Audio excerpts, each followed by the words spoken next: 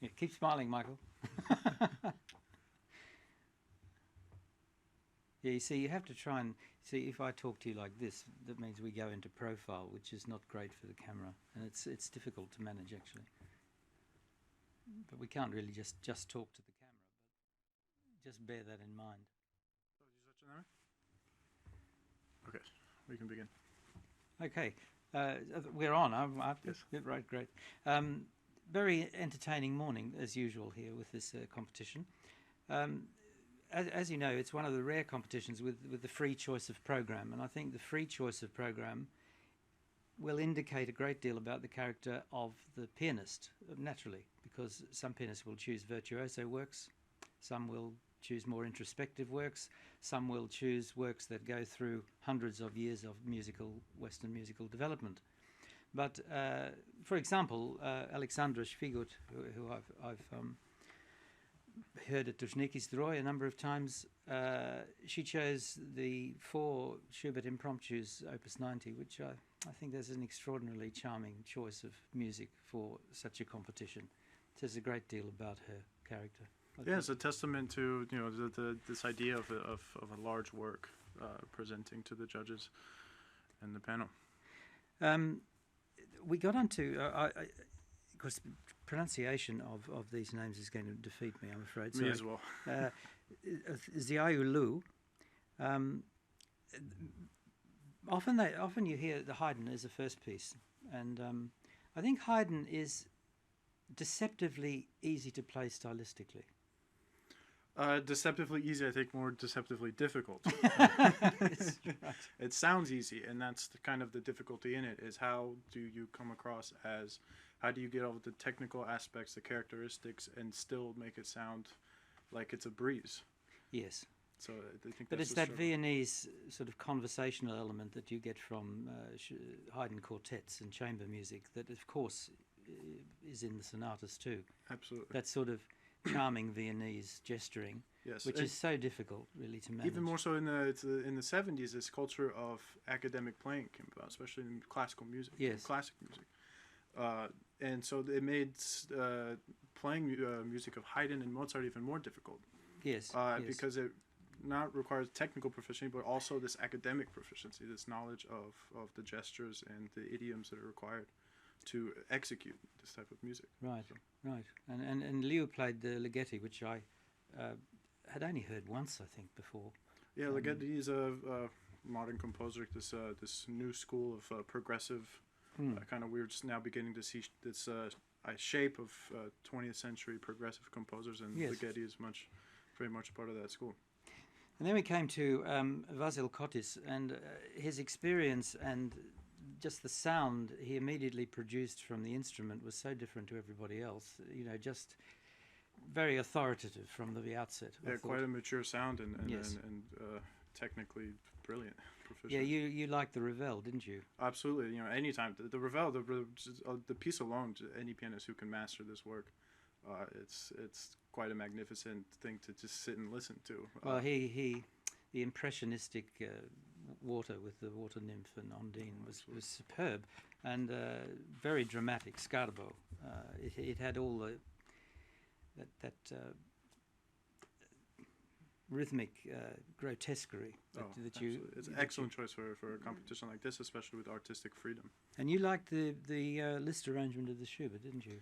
Absolutely, it's a very kind of gentle piece, but the Liszt arrangement, of course, anytime Liszt transcribes music, there's this element of virtuosity, and I think yes. that a pianist composer like Paderewski would have greatly appreciated hearing a piece like that performed yes. in today's competition.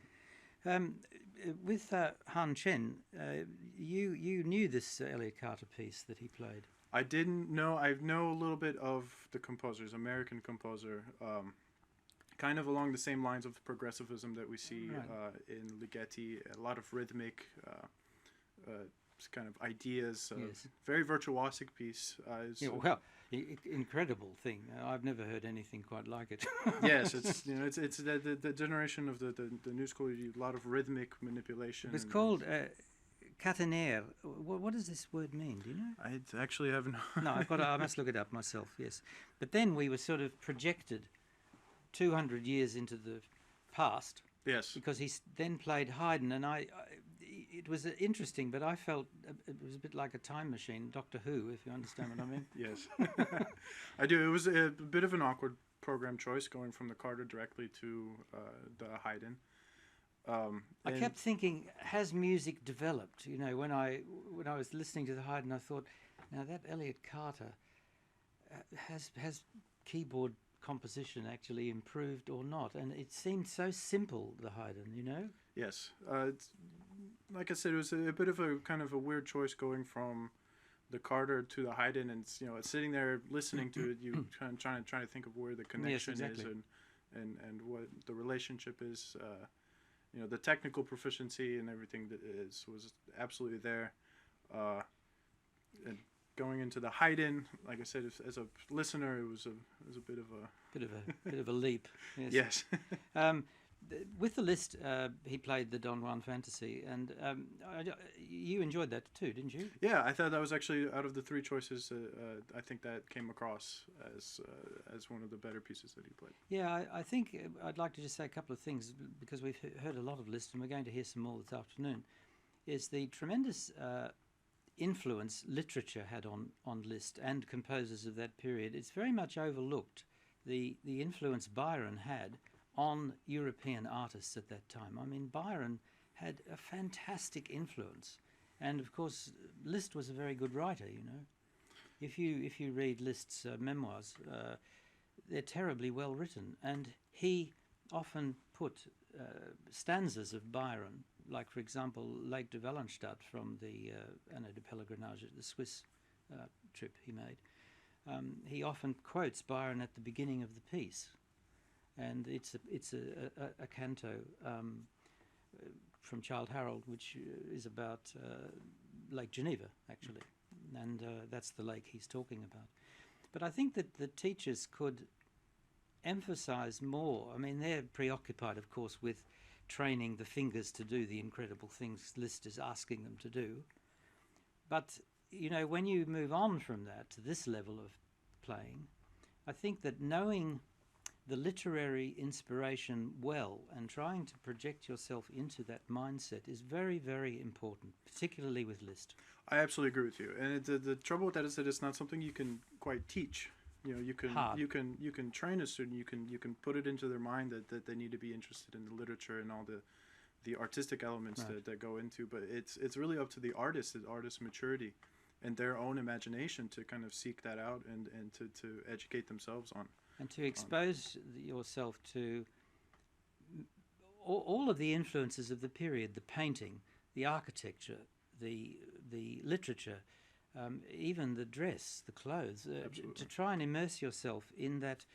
And it's often regarded as a merely cosmetic thing, as opposed to the musical considerations and the technical considerations, which of course are formidable with this. Yes, it's kind of it's a large package of artistry. It's this general. It's what we mean by artists. You know, we're here to find the best artist, not just the best technician or the best. You know, the competition is designed to kind of to seek out that type of person. Yeah, because the pianist we're going to hear and actually see playing a piece, Michael Davidoff, he played the Mephisto waltz at the end.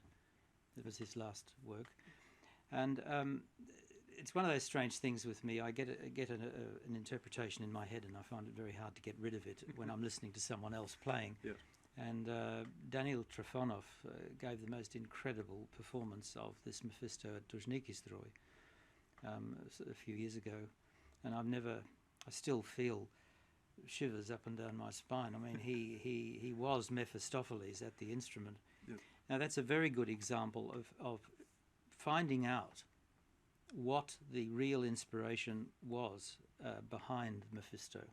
It's an insidious, evil seductiveness that you somehow have to ingest into the music. Of course, most pianists are overwhelmed by the virtuoso nature of the work, Yes. and tend to present so much of Liszt as purely virtuoso. No, I won't be unfair to them and say display pieces, but you have to go beyond the virtuosic element of Liszt and realize that he was quite a profound man. You know, and he suffered this in his own life. his enormous concertizing as a concert pianist meant that he was neglected seriously as a composer. Absolutely. You know, a lot of there's a lot of controversy surrounding so many compositions, and a lot of them are to this day neglected. Unfortunately, the Mephisto Waltz, or fortunately, the Mephisto Waltz stands kind of on the more positive side of Liszt compositions. And like you're mentioning, that idea of interpretation, in my mind, I still have that sound of Horowitz's kind of bearing down hammers, raw hammers striking the strings when I imagine that piece. And that's the the character. You think of the Liszt, the B minor sonata that Horowitz recorded in the 30s. I mean, from the first note, it's going to be some sort of insidious exploration. Absolutely, yeah. It's kind of this masochist. Right. We're going to hear. I thought Michael Davidoff, which we were talking about a little, he played the Spanish pieces very well. He's got some Spanish background, I think, and I thought the Granados took me into a world of charm, and it was very, very lovely interpretation. There's an element of culture that is very important when you play this kind of music. You got to understand the interpretive elements and what was in the culture of the composer, and to play this music. We weren't we were seduced rather than beaten into submission, if you know what I'm getting at. Absolutely. But we're going to listen now, I think, to which I loved, his Scarlatti. Very simple work, but perfectly understood the idiom of Scarlatti, to my mind. Are we going to hear it?